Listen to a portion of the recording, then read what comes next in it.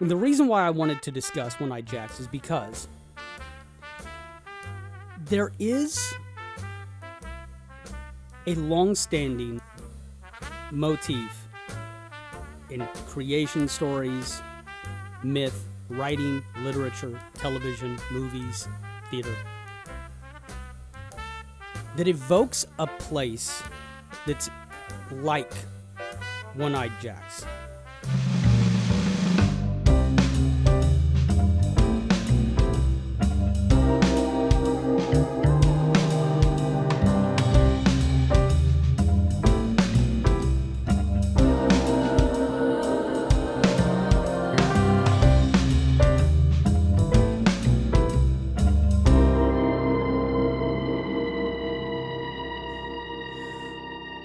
We are recording. Do you see like the debris here on my pop screen?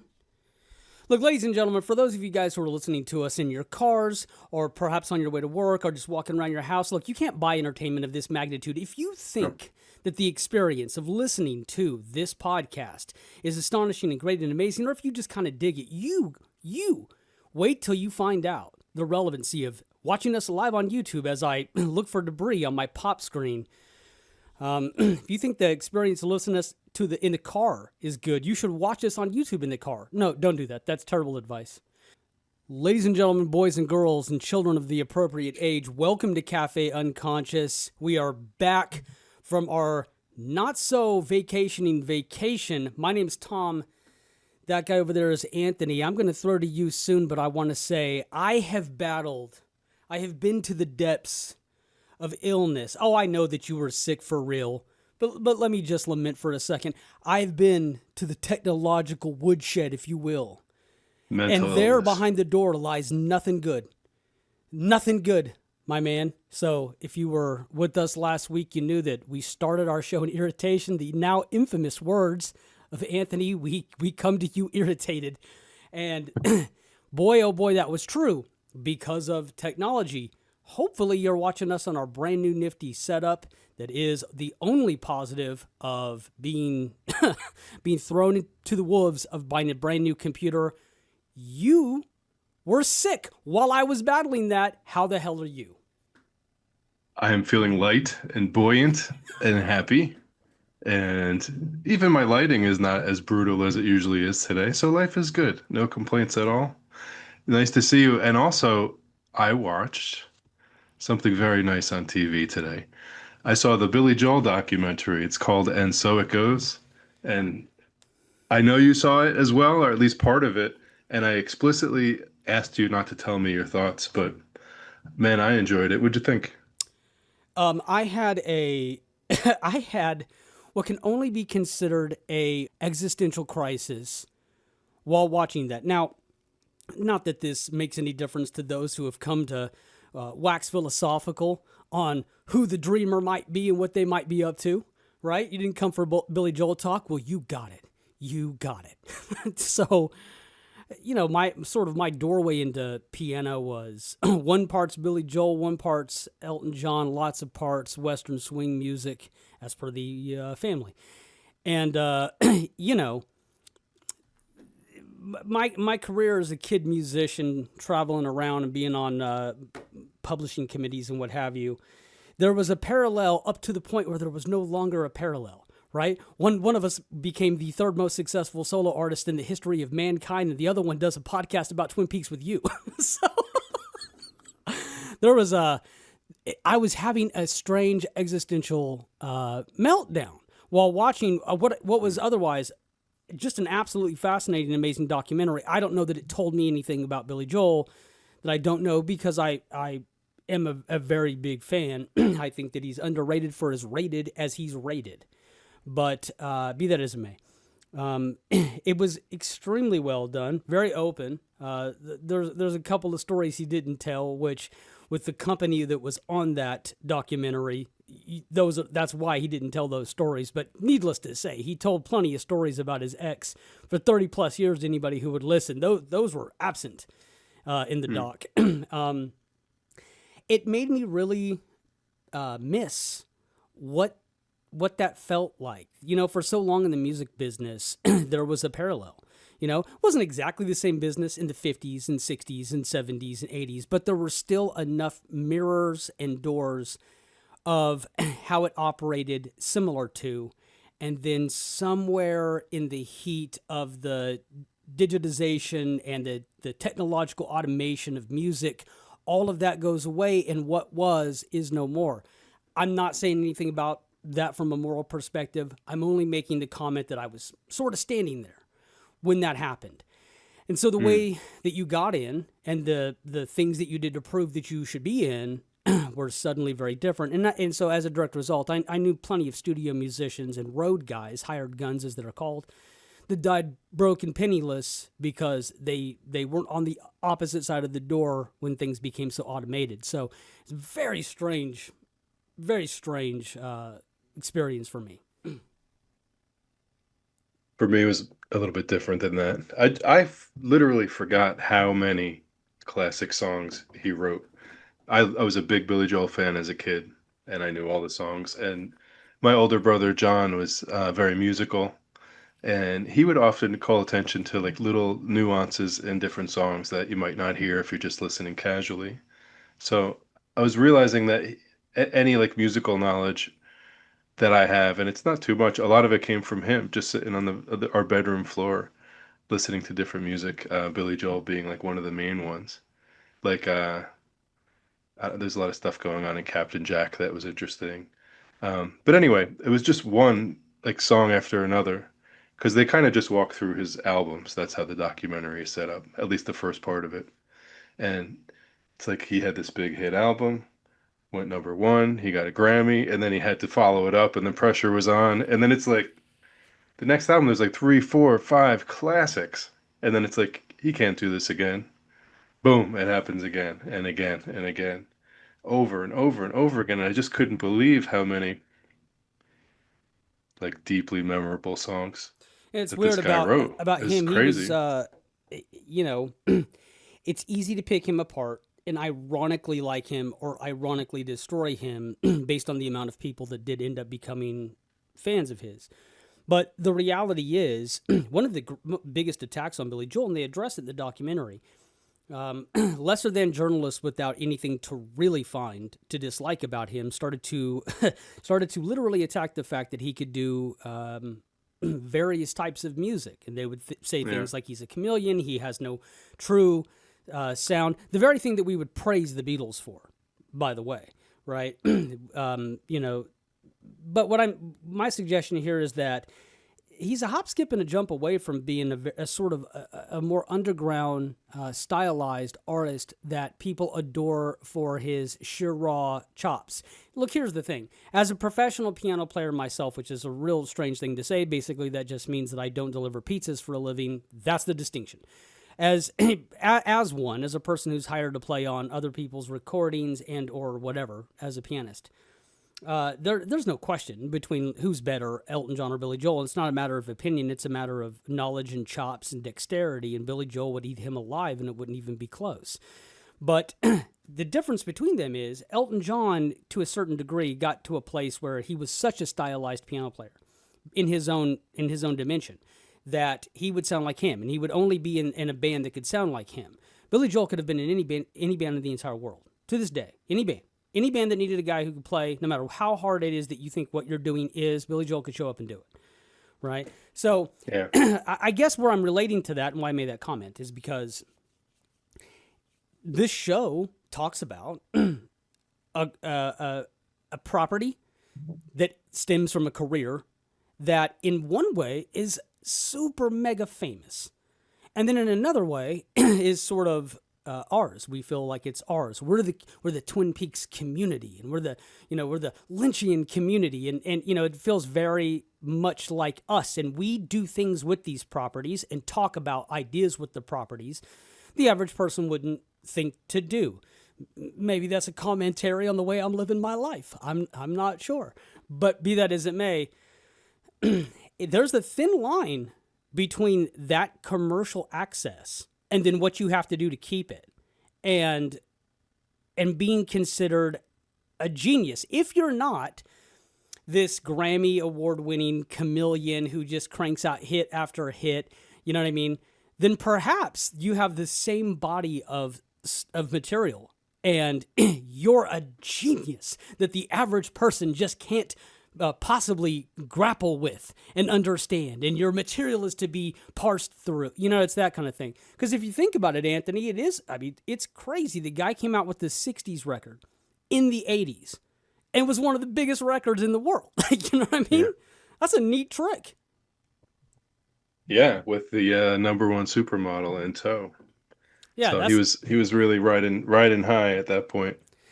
yeah. And And yeah, you I watch the didn't second realize that half. Go ahead. I didn't realize that some of his like lower points were as low as they were, unless that was dramatized for the documentary. But yeah, he really ran the gamut as far as highs and lows. And you get that with, you know, rock and roll movies, but it didn't feel as corny with this one for some reason. Yeah, if I could have just cranked it up in the mental instability category just a little bit higher, then who knows? Who knows whether, who knows? It was, and also a lot of, you get a little bit of backstory for some of the songs in this film, and these are songs that you know, I had spent a lot of time with when I was younger, and even recently, and some of them, you know, I had emotional connections to. But then when you hear some of the artists' like personal story, that's part of the meaning to the song. I don't know, it's takes it to a little bit of a different dimension, like like the when Billy Joel was singing about One-Eyed Jacks. Do you remember that part? Captain One-Eyed Jack, which is In the history of a hell of a transition, let me just yeah, go ahead and tell you, I didn't know where you were going, and now that we're here, boy, what a ride! What a ride that was. because this is another thing I didn't ask you about during the week, and partly because I was under the weather, but partly because I wanted to save your takes for tonight. And you told me you wanted to watch a couple scenes that take place at One-Eyed Jack's from season one. And it was your turn to pick the topic. And I said, that's fine. And I didn't want to discuss anything beyond that because, you know, I figured I'll watch the scenes again. I'll have my own thoughts and then we'll just kind of riff. So I guess it's time for that. But these scenes, do you want to set them up? Yeah, so by the way, thank you, folks who have just joined us for the first time, or if you're a recent subscriber or a long term subscriber, we appreciate that. If you've fallen down the rabbit hole, you're here wondering why in the world we spent this much time talking about Billy Joel. It's just a test for our brand new podcast, Cafe Just the Way You Are, featuring Tommy and Anthony. You never know. You never know. I did. This week, it was my turn to pick topics. We usually go back and forth. Sometimes we just talk it out. And I said I wanted to discuss One-Eyed Jacks. As a physical location, of course, I'm probably not saying anything that anyone who dare listen to a showeth like this doesn't know. One-Eyed Jacks, which is a sort of off-the-grid palace of pleasure, a gambling facility, a prostitution facility that is inundated with with the drug ring stemming from Canada, making its way into Twin Peaks, and it's owned secretly by Ben Horn. Now, because I wanted to talk about this. Traditionally speaking, between you and I, we have a couple of different ways that we approach things. We look at it from the lens of art theory. For those of you who are brand new, art theory is multi-pronged, but at the end of the day, is about Twin Peaks being the personal unconscious of the dreamer who uses the idea of a soap opera to enact certain symbols for themselves to figure themselves out in the process of individuation. There you go, Anthony. There's the elevator pitch. I'm getting better. Hey, that was good. And I'm going to just derail it. I apologize for that. Oh, dude, well, yeah. Well, that was nice and tight. But, you know, Carl Jung apparently said individuation is like the main end point to the process that he would advocate Okay. psychologically or growth wise, personal development wise, human potential wise, The maybe. goal in mind, yeah. the goal. That's kind of the end point. Um, so one, as you have mentioned, if Mark Frost is a big Jungian and Jungianism influences his storytelling, and Twin Peaks is uh, one of his stories that is influenced by Jungianism or potentially trying to demonstrate it in some way, then it does in fact make sense that reaching individuation or pursuing it would be some sort of goal or possibly even the end point. And Sure. we've talked a lot about that. That's one thing. But the other thing I had in my mind was, uh, is this similar to Enlightenment in any way? Because it's interesting that that would be a goal. Like, why that as a goal versus like a million other things that could be a goal in different belief systems or religious structures or whatever philosophical domains, anything, personal development pathways.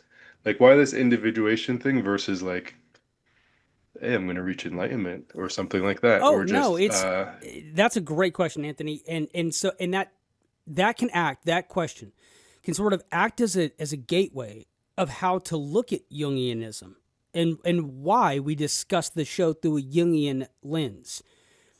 Most people think about Jungianism as a philosophy versus another philosophy. Jungianism is not a philosophy, and it has no position saying versus anything. At the end of the day, Carl Jung is making a correlation. He is showcasing that various peoples and various belief systems, and belief system is a good way to everything from religion to mythology, throughout all of time, strive for certain things, get hung up on certain others, reach for specific aspects, fall by the wayside for certain reasons, and then we create motifs, which is going to be a big topic that we're going to talk about and why I wanted to talk about One-Eyed Jacks. And these people, us people, we create certain motifs for ourselves. And he's asking the question, why do we do similar things like that? If this guy A calls it the greater consciousness, guy B calls it enlightenment, guy C calls it going to heaven, whatever these cases are, right? What is up with the battle in oneself to feel that left to my own devices, I haven't reached the thing. I have to achieve a fulfillment. What is it about consciousness that allows us to do that? So that was a great way to phrase it. It's not individuation versus enlightenment. What it would be is individuation is the psychological process that one is truly doing, a term, just a blanket term, when perhaps they say that they are reaching enlightenment, or perhaps when they do convert to a specific sort of religion and hand themselves over and feel the weight lift from themselves and cleanse themselves. These things are equal to, under the banner of your restorative process. That is absolutely the case. But it's not, Jung's not asking you to subscribe to, there are Jungians who are asking you to subscribe to Club Jung and Book Jung and the Book Club Jung. But at the end of the day, I don't see Carl Jung as asking you to subscribe to that. He's looking for the symbol across the board, right? On the topic of Mark Frost, back when there's a weird story. Most Peaks fans know this story.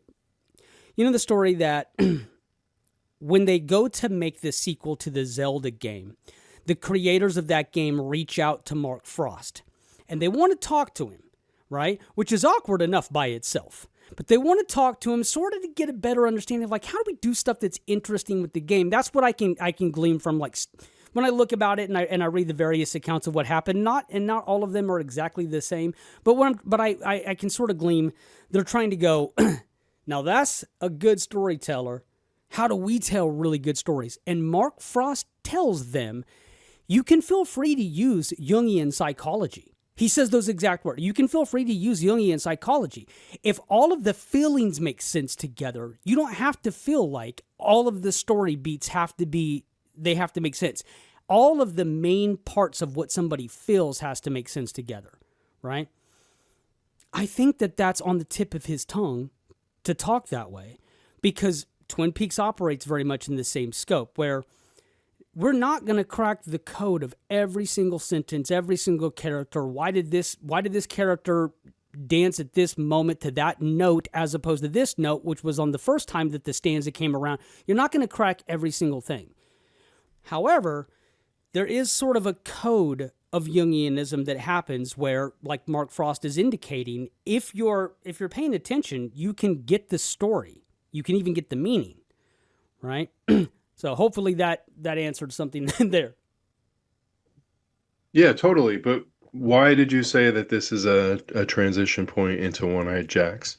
You were talking about the importance of motifs, and I think that's the angle that you wanted to take. Now, you're the one who picked these scenes. I did get to watch them again today. And in fact, I watched them on archive.org, the old internet archive, because I didn't have access to my DVDs at the time. And I just Googled, I don't know what I Googled, but whatever, it just popped right up. And it was like the gold box. You mean you watch them on the things that you own and everything's fine? What are you doing? Yeah, I don't care about that, but it was interesting to see that it was out there. And did you know that archive.org you can log in? You can have your own like personal library login to that. I do. Perhaps sweet. there's various locations online that come in handy when one needs content. Yeah, well, that was the fastest and the most convenient. I was very happy to see that. But anyway, yeah. So this is like heading toward the end of season 1, and some of these scenes are amidst the like whirlwind of chaos in like the most exciting night ever in the town of Twin Peaks. But before that, I think we get Cooper and Hawk and Truman kind of just setting up the sting operation plan and bringing Ed into it. So I could summarize these scenes, but I don't think that's what we're looking to do. It was funny to see the costumes and to see Cooper in glasses. I don't remember ever seeing him in glasses before.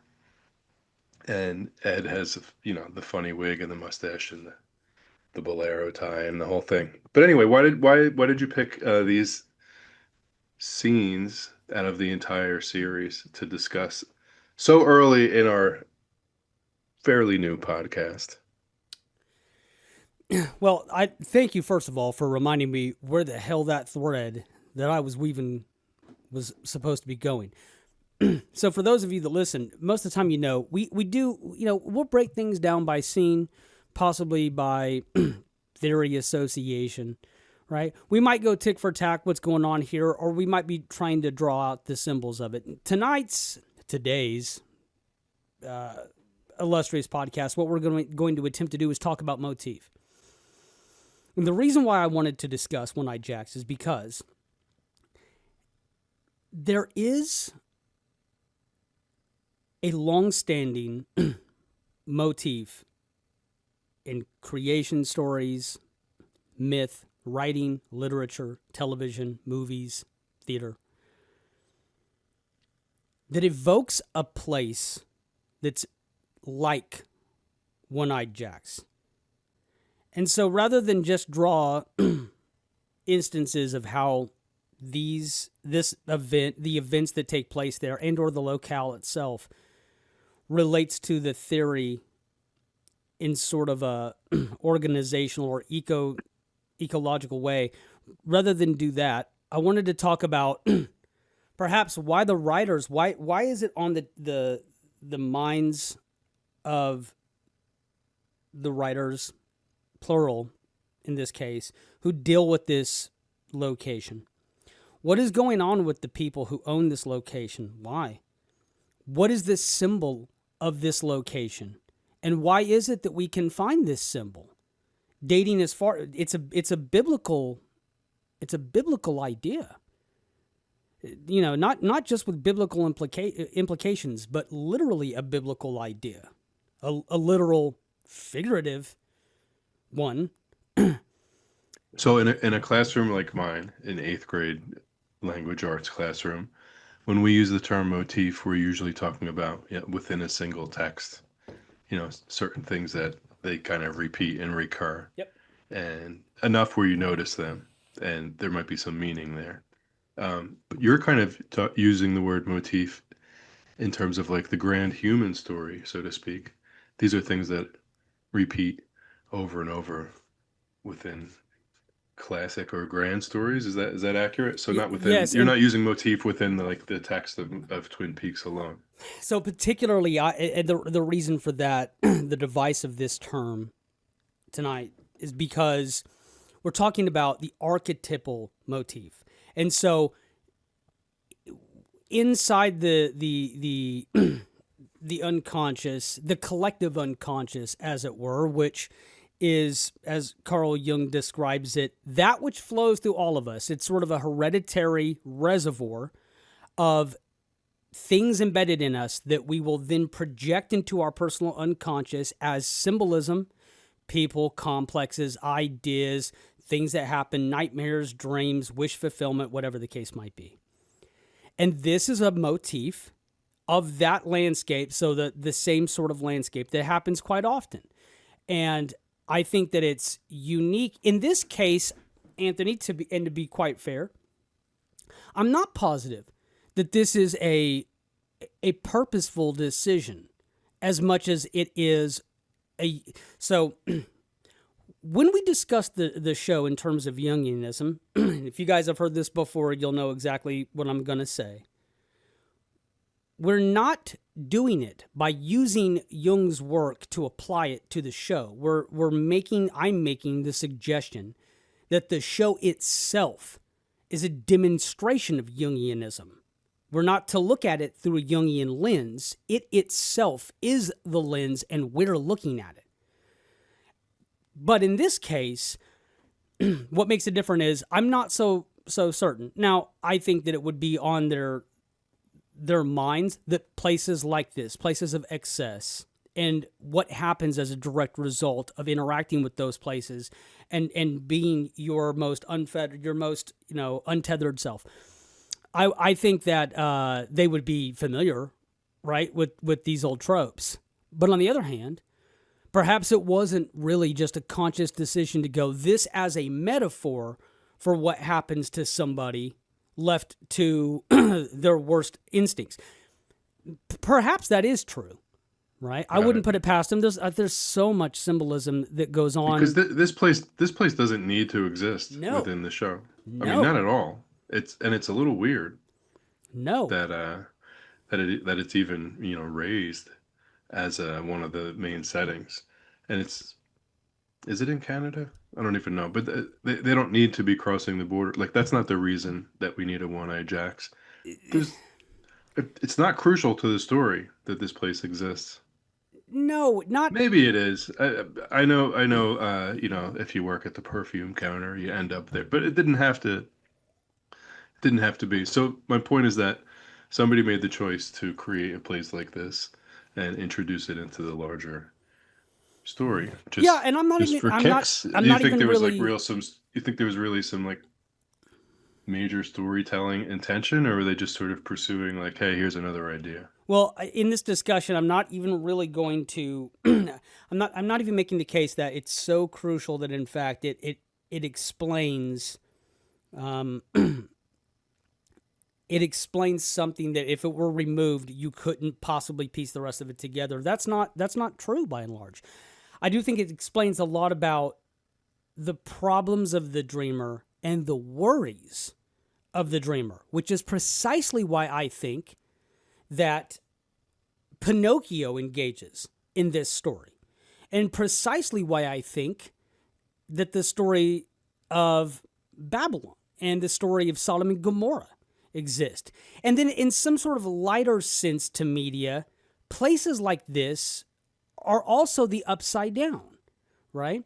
Not entirely. That's a more friendly audience, but these spaces that exist where only bad can occur. Now, in the case of these locations, you can draw a real straightforward comparison between Pleasure Island of Pinocchio, why it exists, what's happening there, and what the end result will be from having interacted with it. And One-Eyed Jacks. It's so obvious. That's what elevates it to motif, where it becomes the relationship is so clear that you can see it. And what's strange is, not only does it not need to exist in the show, but its reason for existing in the show doesn't really need to exist. If we take the horns, they don't. It's an awkward thing about Ben and Jerry. They don't really need this. They certainly don't need this. This sort of excess, this doing to get away with for the sake of doing, this power for power's sake, right? I mean, consider this. Of the companies and the land that we understand that Horn has access to, that's his, that he, that's all that would be what we know. One would assume that he's got his hand in many other business opportunities. What the hell is this guy doing in the drug trade? Why is he the financier for it? Like, how, to what degree is this a necessity? And he's got himself a little brothel. For what better purpose? So what's really occurring? What's really occurring is sort of a purposeful commentary on excess, with maybe an unintentional commentary on the dangers of allowing yourself to not really have these conversations with how far you're willing to go. There is also, there's like a biological thing that's sort of thrown at us when it comes to the horns, because when he starts to reminisce on his family, right? And he starts to reminisce on the Great Northern, and when these things, as they start to happen, it's an implied sins of the father sort of relationship, and those things you can trace to these other spaces, right? And so let's make some comparisons to One-Eyed Jacks and how they might show up in other things, and why, and then let's question, why is it that people use this story so often? The place of the hidden place where all pleasure is allowed to reign free, and why is it always a cautionary tale?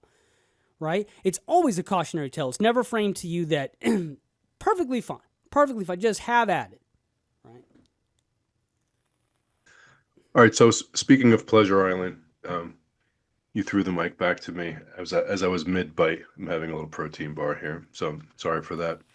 But quick refresher on the Pinocchio story, not the whole story, but the Pleasure Island part, because you have now mentioned it 3 times, I think, in the past 2 minutes or so. So just in case somebody hasn't seen it or hasn't seen it in a long time, basically, what's the quick summary of that part, or the main function of inserting that type of story within a story? Yeah, so Pleasure Island, I believe that's a concoction of the Walt Disney Studios. And if I'm not, it's been a while since I read the story to my kids. I believe that in Pinocchio, it's referred to as the Island of Lost Kids. Although, I may just be making that up. But listen, let's not be heathens. We're not here to discuss that. We are here to discuss the Disney version, right? Like, honest, hardworking, real people. Okay? We're not here to talk about that other one. That, gone. Gone. The And we're also going to try to discuss Pinocchio without crying. We'll see if we could do that. Well, we'll save our tears, because then we'll move on to Sodom and Gomorrah, and then we'll stack the deck and see how things really play out, right? There's some things to cry for between the two of these locations. One got it way worse. But you're saying, like, if you have this type of locale within a larger story, it's typically serving a certain function. Absolutely. Yes? Absolutely. So the reason why it's easy to talk about Pinocchio, the reason why it gets evoked a lot, even in the realm of psychology, the reason why it gets evoked so often is because it is, in fact, making a point to children that is easy to decipher, that has been made in other pieces before. As I said, like in the context of Babel, in the context of Sodom and Gomorrah, in the context of pandemonium, in the context of there has been there have been locations like this before. Okay, so on Pleasure Island, Pinocchio, who is striving to figure out how to be the best person that he could possibly be, which means that you have to actually become one, right? There's an imitation of a person that's occurring, and you're trying your best to figure out how to acclimate and be that best thing, get swept away by the charm of acting. As we all listen, as we all know, there's nothing in this world that you could be that's worse than an actor, and rightfully so, right? This guy skipped right past musician and went right to the bottom. He just right to acting he went, right? And I think the metaphor still holds true, right? All jokes aside, what is strange, what's baked into that tale, is that it really shows you the type of society that artists were considered to come from for the vast majority of time. When I have conversations with my with my musical contemporaries, particularly in the spaces of like AI and technology and how things will play out, they have this idea that all of the systems that we have to insulate ourselves, they're so firm and they'll never be moved. And I try to remind them and myself, for way longer than not, we were traveling gypsies in the most low in society, right? Actors and singers and playwrights traveled with the concubine and, we would perform on lawns and have coins tossed at us, and on our way we went. And unless you believe it couldn't return to that instantaneously when people reevaluate what's really hard to do for a living, and perhaps you're a silly sing-song, ain't it? Right? Anyway, being swept away with the charm, because and there's a reason for that rant. What's being implied is that Pinocchio is going to take the easy way out. He's not going to put in the hard work. He's going to take the easy way out. And so that is sort of being used. First, it's the vessel by which he gets charmed into believing. You could be rich. Look at you. You could be a star. You could put yourself out there and everything will be wonderful for you. This would be fantastic, right? And so after his debacle, he finds himself...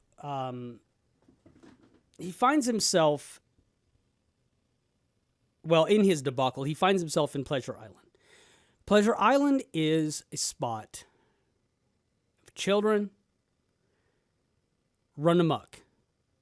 So they are that which have never taken it upon themselves to grow up, is what I would suspect we're supposed to understand.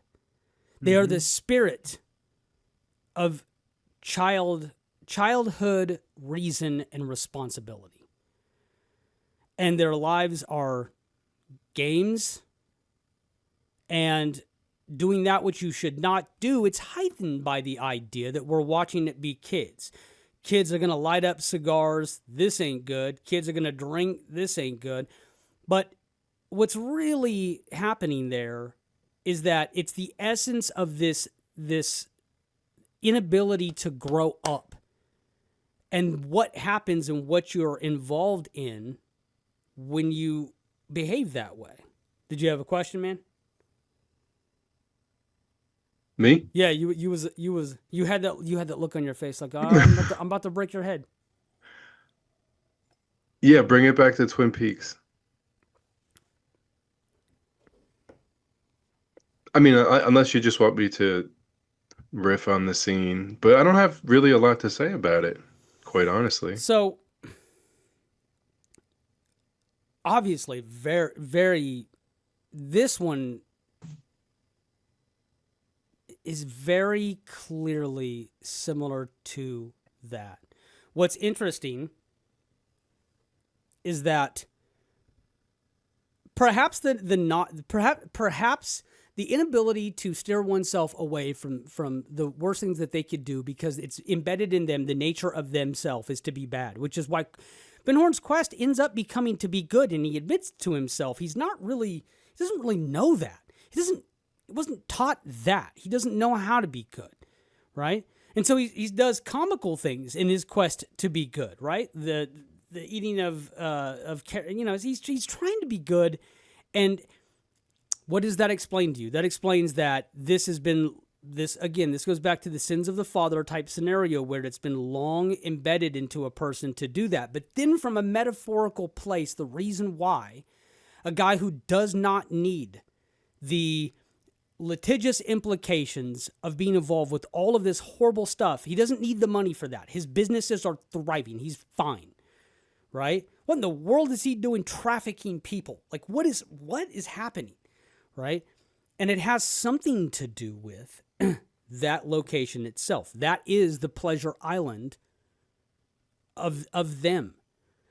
We're not really certain how many people of Twin Peaks know of and occupy this space. How much of a rite of passage is it? Is this somehow sort of, is there a relationship between why we see this place in the early seasons and we see Vegas in the later? Is the relationship that we're being shown here on a big enough timeline inflated now for the whole world to be a Logian, right? Are there parallels here? Is this place of excess, this place where you could be your wildest self, where things can only go bad? Perhaps there's a commentary that's being made. Maybe that's why we see both of those locations. For Ben Horn, to me, he's a metaphor that's operating, that's as a warning for the dreamer not to engage in the lawless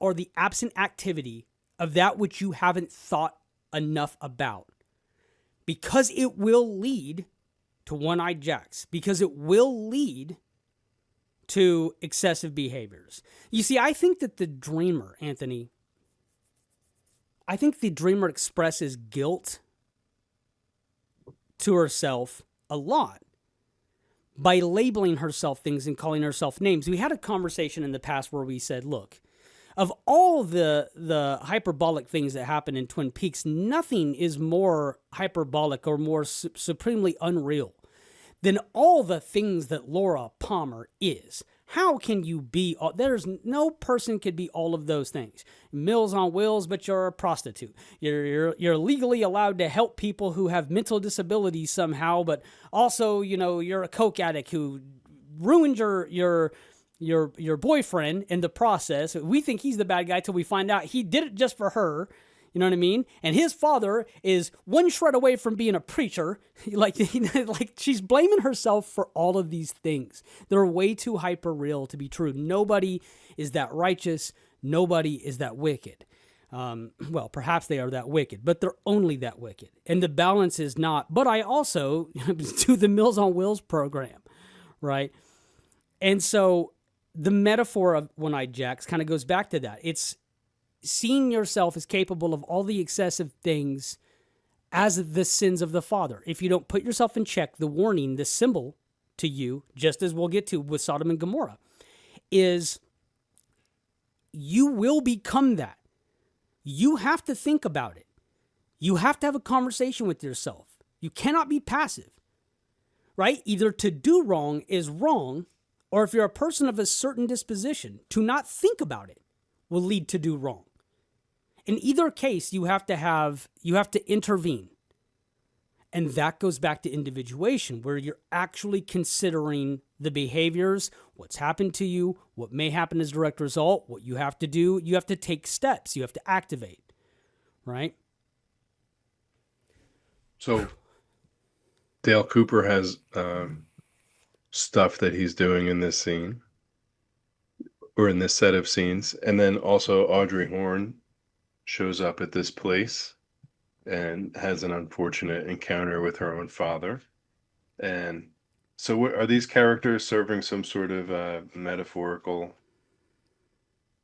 subconscious role within the course of your theory, or do you want to leave the theory stuff out of this No, tonight? no, that's perfectly fine. That's Because game. they're serving plot roles, obviously, but Obviously.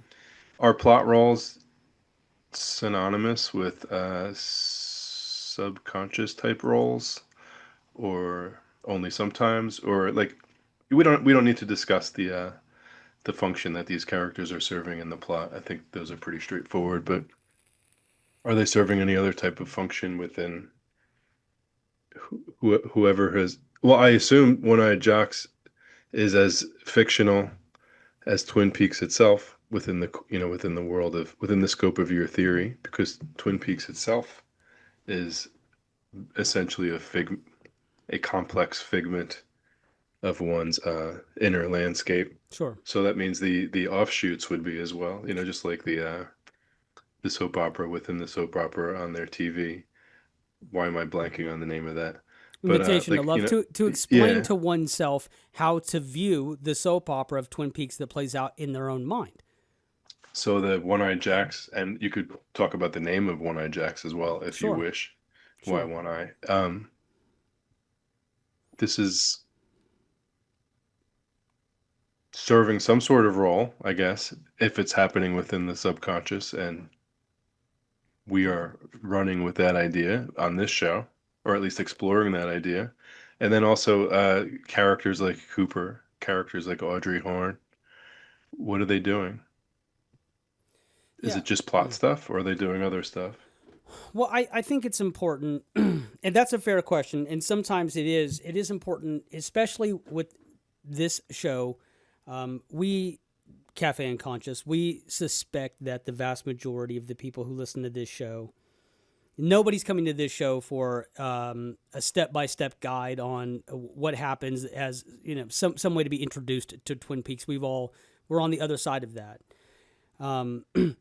So, but it is still... and Tommy and I have, sorry to cut over you, but Tommy and I have decided before we started this podcast that the majority of the discussion of Twin Peaks is going to be filtered through the prism, of a certain theory that he's worked a long time on, and that I find compelling in a lot of different ways, have questions in other ways. So we're going to often, bring it back to that. But it is fair to reintroduce how I look at it.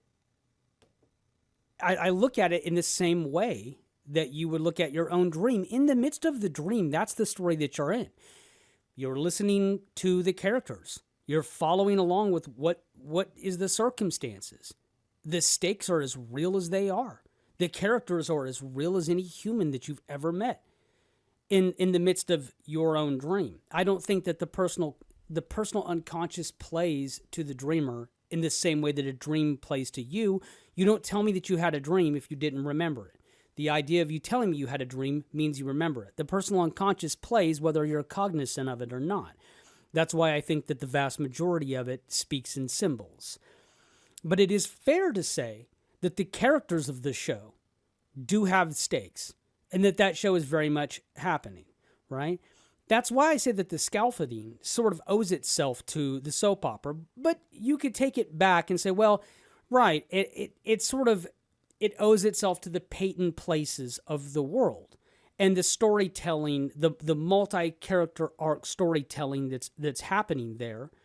And then it's sort of shaken and thrown into the prism of the modern day of the time soap opera. And then sometimes we'll throw that in your face to remind you that it's metaphor, right? Who shot JR? Who shot Cooper? Things like that are constant reminders to you that this is a show that operates on media. You're evoking One-Eyed Jacks. That's probably a nod to a film. It wouldn't have to be in this case. It would be wrong to say in this case it is most certainly, and there is no other way, that it's anything else besides a nod to a film that happens to have the waiter in the film as well.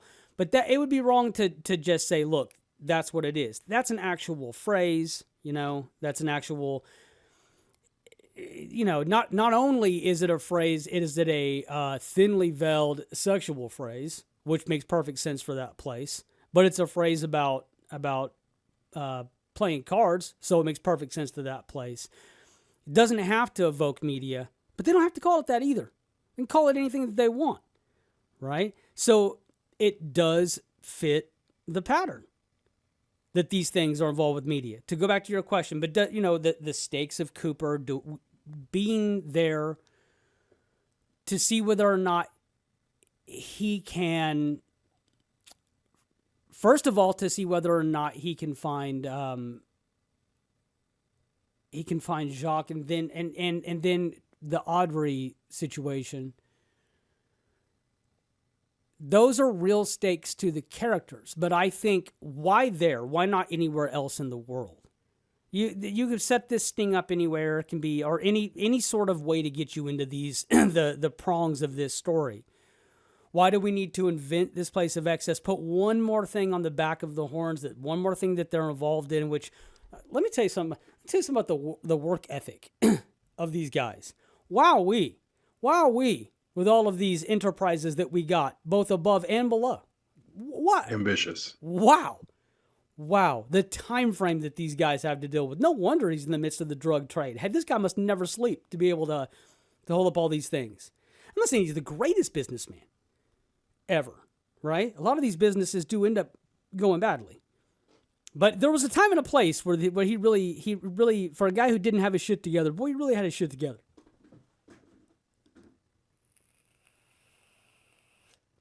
So what is your point as far as One-Eyed Jacks and Cafe Unconscious? That's the name of this show.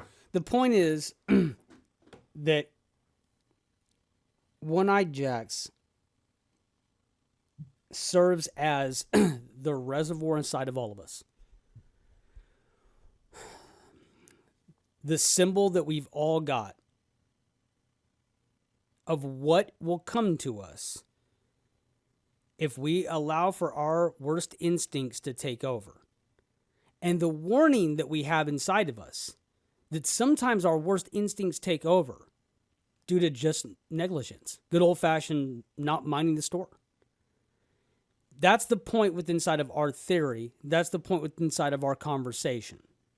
That One-Eyed Jacks is otherwise an indictment all across the board, much like Sodom and Gomorrah.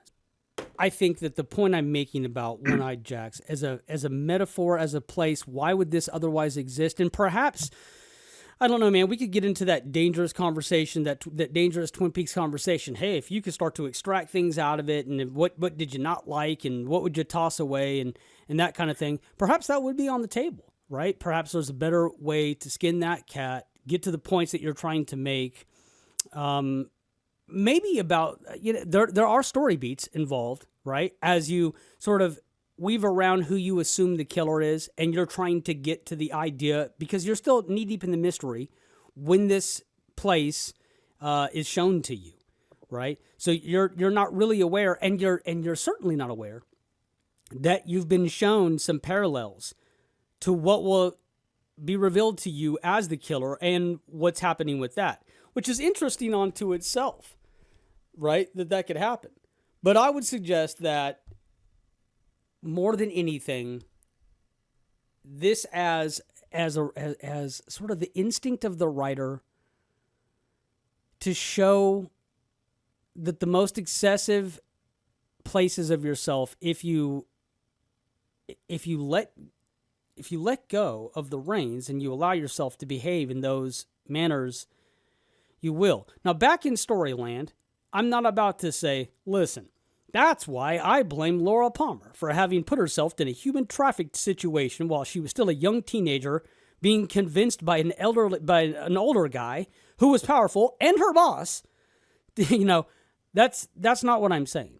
What I'm saying is, where does this as a metaphor, if I have the audacity to claim that all of this works in some metaphorical fashion for a dreamer and it's all about symbols, then where in the world does that fit there? Number one. And then why do we see it so often? Right? Because unlike other things in the show where perhaps you've never seen them before, over and over and over again, there's these things you've never seen before. And we're trying to say, how do these things work and how do they fit and how do they make sense? This is one that you have.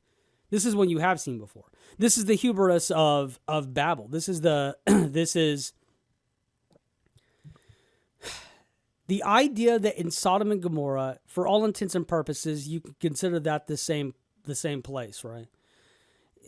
The idea that when Abraham tries to negotiate with God, that if they can find even 10 people who are unscathed, that God will not, in fact, burn this place to the ground. And so, and Abraham very brazenly begins to negotiate with God. Well, God, what about 45, God?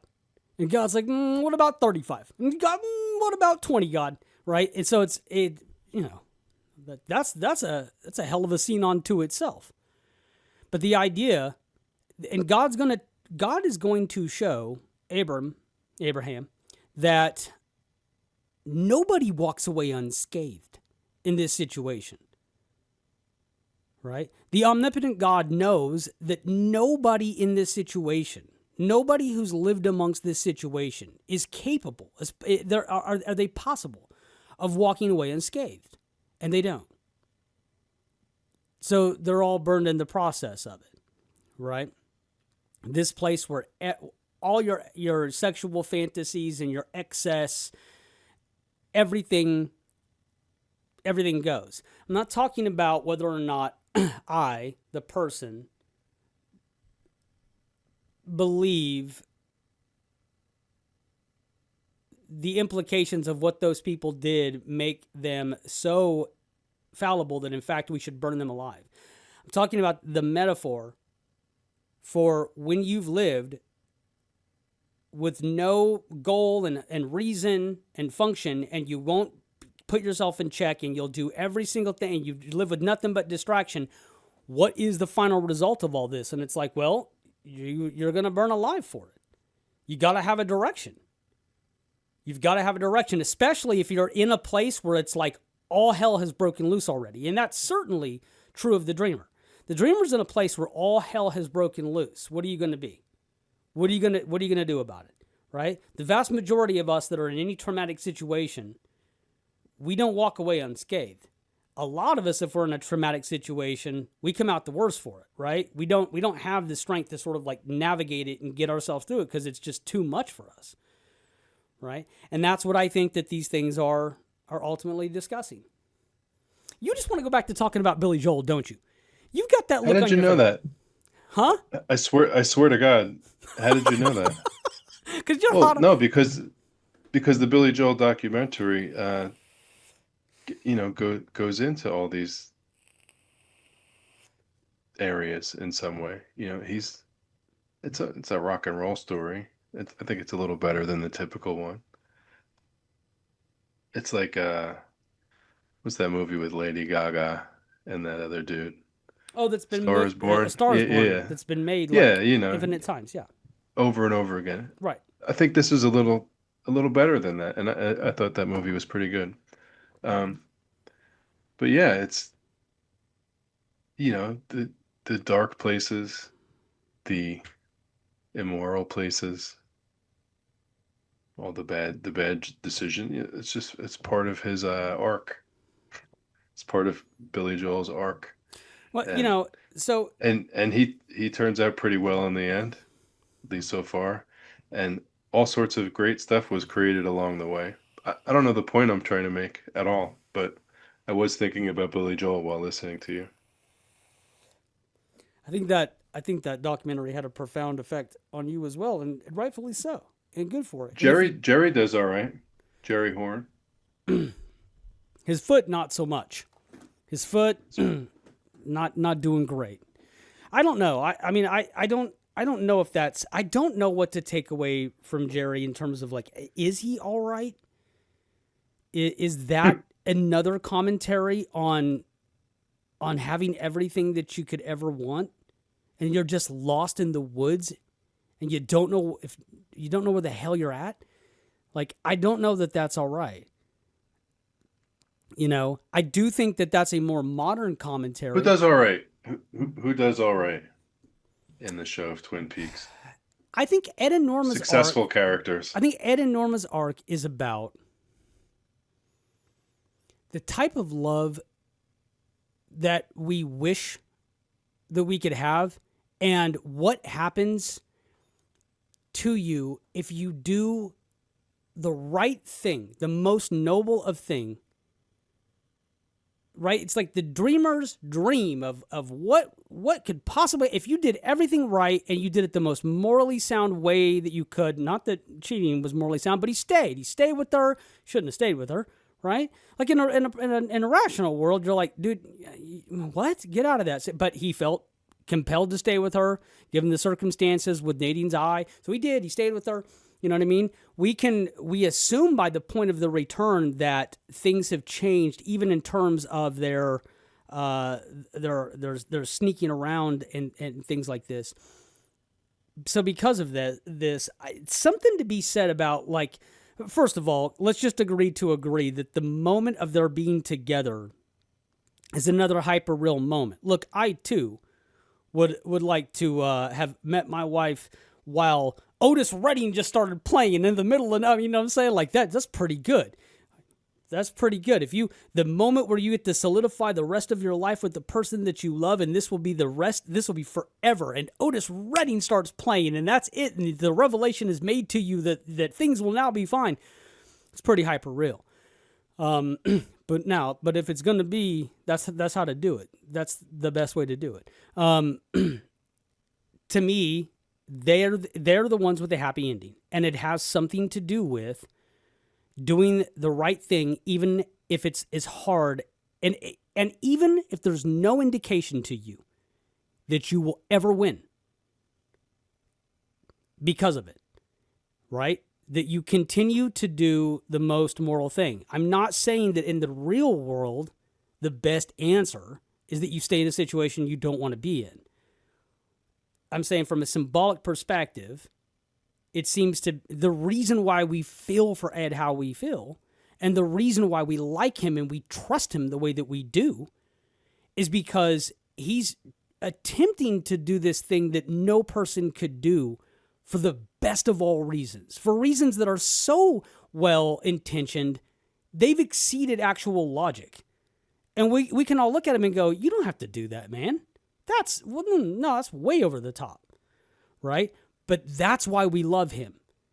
That's why we love them, and that's why we want them to be together. And so the sacrifice that he makes to do the right thing regardless of the cost, which could be he lived every day like this, he wins. That seems pretty good, right? And so does she, by the way. Nadine waking up, being activated, refusing to be part of the shit anymore, addressing reality, snapping out of it, that's pretty in our face about shoveling yourself out of the shit, about, stop living the lie, stop telling yourself everything is fine, everything is not fine, you're not doing okay, right? Look around yourself, this is not okay. And then she wins for it. And that's pretty good too. We don't know for a fact that her and Jacoby end up together, but it looks like that's well on the way. He seems like a nice guy. Which one? Jacoby. Well, when he's not frothing at the mouth with spittle coming out while he's furious online, ranting, much like I'm doing right this minute. Or molesting a coconut. Now, see, this is one of those moments where if you had to do it all over again, I'd have called the show that. I'm trying to, I can't get my hand to, I was trying to rub your head. But I can't quite reach into the screen. This is the oddest episode of Cafe and This Conscious we've ever done. We've covered religion. I have this no clip base. is called Tommy's next expertly edited short is going to be called Molesting a Coconut. And Anthony's going to be reaching into the screen. And Nadine pretends, well, she doesn't, I don't know. She's got this super strength. That can't happen. She's managed to convince herself she's a high schooler at some point. Maybe that can happen, but that's the way it all plays out is ridiculous. Is that function similar to what you were just saying about Nadine for the dreamer? That like this is not real. Like it's so in your face. Like this is not okay. Yeah, Or is like there something else happening there? we're engaged with the amnesia trope, and then there's a question of like time and space and identity, and then there's a question of like, and then they Sometimes I ask myself, why am I talking about any of these characters? Why am I talking about this show? Why am I like talking to you.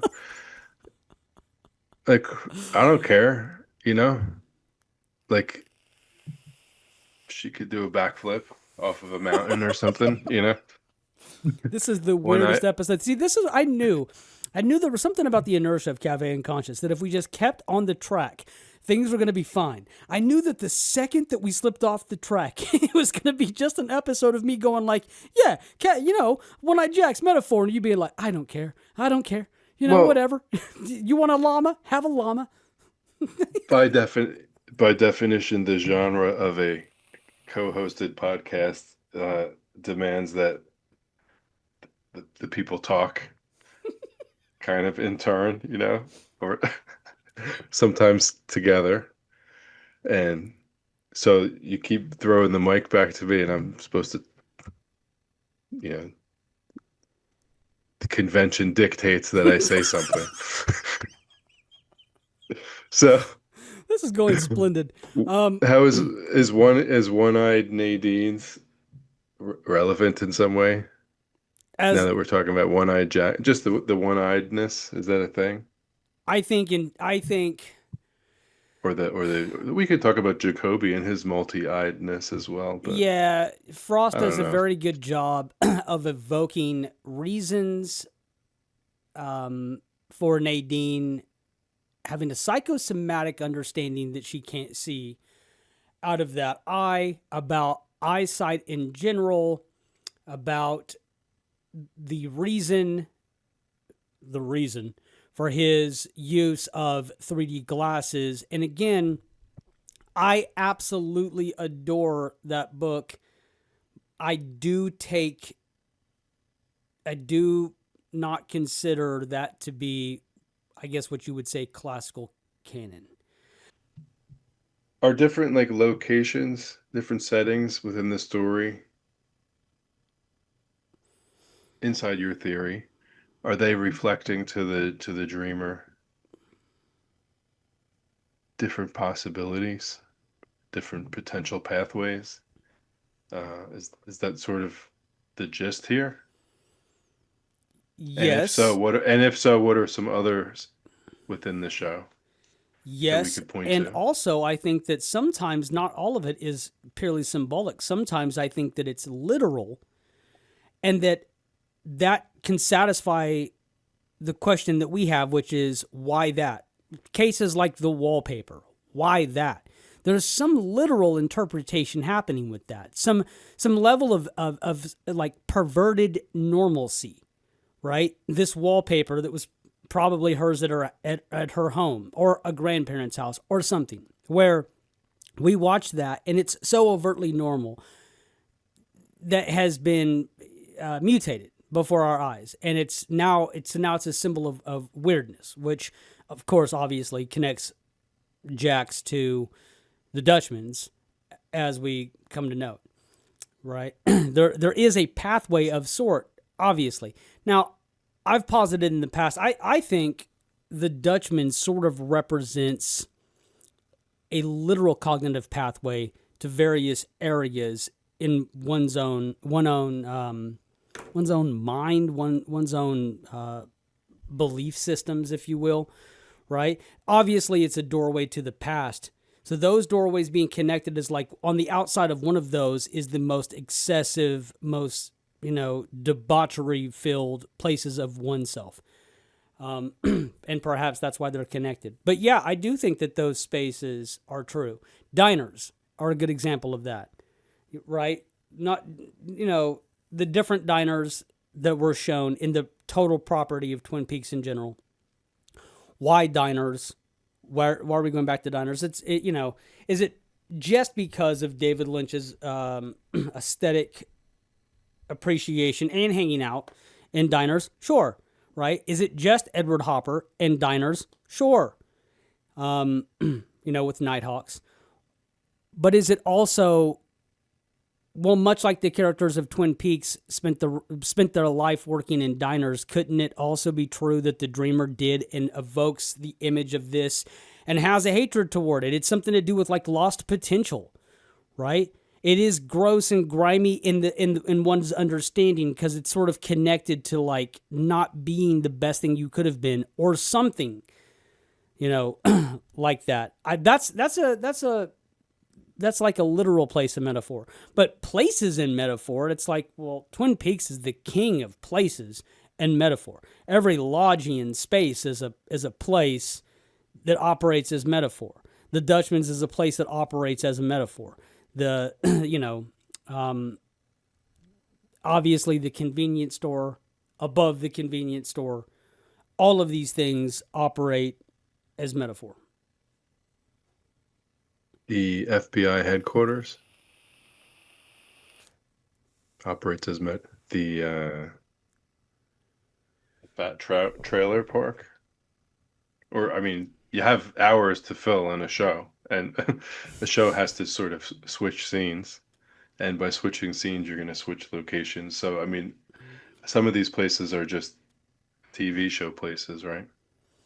Yeah. And like I said, Or are you crediting the writers of this show with thinking through like every locale to have at least double meaning potential, if not more than that? You know what's weird about that question? I recently watched, and I think we might have talked about this before, but I can't really remember. Perhaps it was just between us because those lines blur, right? Because as we've often said, there are times where we will do this show without doing this show, and we just kind of like to send back and forth media and concepts. I was watching David Chase. I was watching the David Chase documentary, which obviously focused more about The Sopranos than it did anything else because he made The Sopranos, Why wouldn't you? So, in watching their writer's room, which we got to, and seeing their creative process, which we got to, they were a show that thought of every single implication, meaning, idea, all of it. All of those things where we theorize regarding The Sopranos. Is this about spiritualism? Is this about that? They're in that writer's room arguing about it.